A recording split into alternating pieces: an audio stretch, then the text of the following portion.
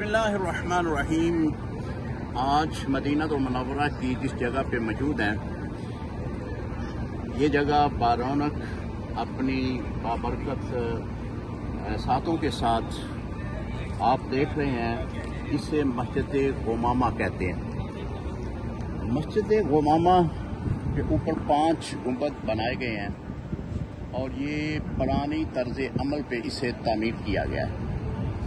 इसके बारे में जो रवायतें हमारे पास मौजूद हैं वो ये है कि हुज़ूर अलैहिस्सलाम जब नमाज ईद उल फितर या ईद उल अज़हा आप अदा फरमाते तो यहाँ भी आपने मसल्ला बिछाया था।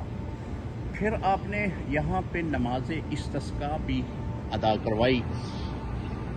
मदीना पाक में बारिश की शदीद कमी की बिना पे आपने यहाँ पे नमाज इस्तिस्का अदा करवाई और आपने दुआ फरमाई तो फौरी तौर पर अल्लाह की तरफ से बादल आए और बारिश बरसना शुरू हो गई। इसकी निस्बत जो है वो नजाशी बादशाह जो है उसका जो हुज़ूर अलैहिस्सलाम ने गैबाना मशहूर है कि गैबाना नमाज जनाजा पढ़ाया था, वो भी इसी मकाम पर आपने नजाशी का जनाजा जो नमाज जनाजा है वो अदा की गई। बाकी गैबाना ये इंदल अनाफ तो गैबाना नमाज जनाजा नहीं पढ़ाई गई। मुआवजे के तौर पर नजाशी बादशाह की मैयत को हुज़ूर अलैहिस्सलाम के सामने लाया गया तो आपने उस पर नमाज जनाजा अदा की।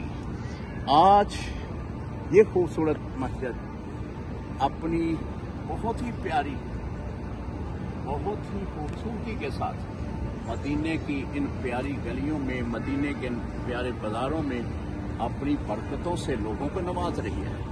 अस्सलामु अलैकुम रहमतुल्लाहि व बरकातुहू।